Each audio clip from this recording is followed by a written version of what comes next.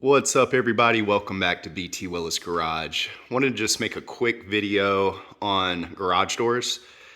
So if your door is not opening, or if you're noticing that intermittently it's having issues with closing, there's three things that I always like to get people to check. Number one is make sure your springs are not busted.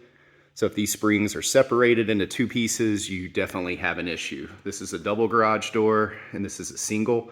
And you can see the single only has one spring on the right, which is fine. You just want to make sure it's not busted in two. That will not give your door any assistance when lifting and cause extreme strain on the motor, which is here.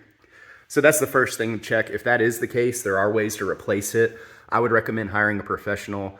Normally it's around $350 to replace two springs, maybe a couple hundred to replace one, depends on your area, and that's money well spent every few years as those springs age.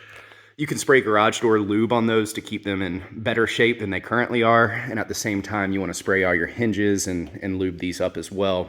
The second thing that you should check is, I've seen before where a spider will be on these sensors. So there's a sensor that runs there, and there's a sensor way over there that it connects to. So you want to make sure that there's not a spider or anything blocking those sensors and that the wires still are intact. They should have colored lights on them that make and break the connection whenever the door's open.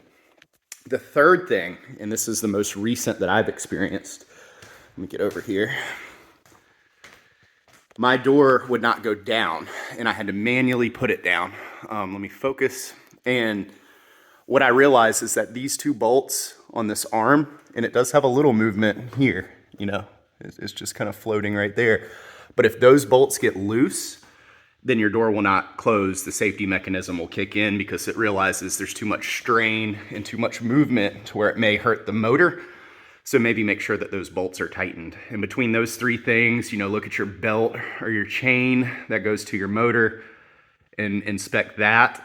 But those are the three most common things. Two of them you can easily fix: the sensors, yet again, and then the bolts there, just making sure everything's tight. If it's a spring, most homeowners are gonna wanna hire a professional, but you could do it yourself. I have a video on that if you care to. Thanks for watching, guys. Take care.